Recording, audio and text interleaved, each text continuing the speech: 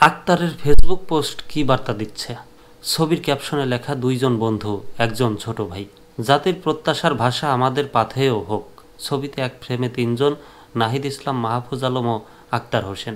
গতকাল শুক্রবার রাতে দুই উপদেষ্টার সঙ্গে নিজের একটি ছবি ফেসবুকে পোস্ট করেন জাতীয় নাগরিক কমিটির সদস্য সচিব আক্তার হোসেন। তার এই ফেসবুক পোস্ট নতুন রাজনৈতিক দলের সাংগঠনিক কাঠামো সম্পর্কে এক ধরনের বার্তা দিচ্ছে বলে মনে করছেন অনেকে। জাতীয় নাগরিক কমিটি ও বৈষম্য বিরোধী ছাত্র আন্দোলনের উদ্যোগে আত্মপ্রকাশ করতে যাওয়া নতুন রাজনৈতিক দলের আহ্বায়কের দায়িত্ব নিতে যাচ্ছেন নাহিদ ইসলাম। এজন্য যে কোনো সময় অন্তর্বর্তী সরকারের উপদেষ্টার পদ থেকে তিনি পদত্যাগ করতে পারেন বলে জাতীয় নাগরিক কমিটির শীর্ষ পর্যায়ের একাধিক নেতা প্রথম আলোকে জানিয়েছেন। তবে দলের দ্বিতীয় শীর্ষ পদে কে বসবেন, কে আসবেন তা নিয়ে এতদিন মতবিরোধ ছিল।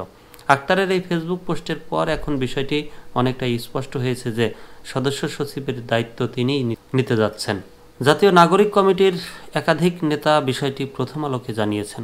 গণ অভ্যুত্থানের সময় বৈষম্য বিরোধী ছাত্র আন্দোলনের সমন্বয়কদের তালিকার ১ নম্বর ছিল নাহিদ ইসলামের নাম। আওয়ামী লীগ সরকারের পতনের পর গত ৮ আগস্ট অন্তর্বর্তী সরকার দায়িত্ব নিলে তিনি উপদেষ্টা হন।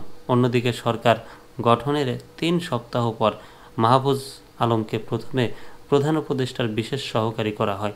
গত নভেম্বরে তিনি উপদেষ্টা হিসেবে শপথ নেন।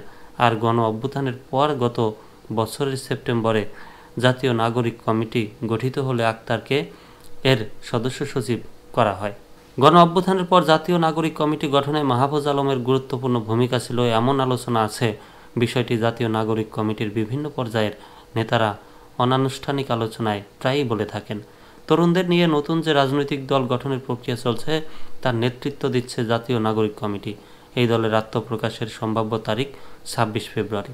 রাজধানীর মানিক মিয়া এভিনিউ দলের আনুষ্ঠানিক ঘোষণা দেওয়া হতে পারে। তবে ওই দিনই অনেক বড় পরিসরে জমায়েত করার পরিকল্পনা এখন পর্যন্ত নেই। নতুন দলের আত্মপ্রকাশের আগে শুক্রবার রাতে ফেসবুকে আক্তার হোসেন পোস্ট করা ছবি ও ক্যাপশন অনেকের কাছে ভিন্ন বার্তা দিচ্ছে। এ বিষয়ে জাতীয় নাগরিক কমিটির শীর্ষ পর্যায়ের একজন নেতা প্রথম আলোকে বলেন, ছবিটি দেখার পর আর কোনো সংশয় থাকার কারণ নেই যে নাহিদ ও আক্তারের নেতৃত্বেই নতুন দলের আত্মপ্রকাশ ঘটতে যাচ্ছে।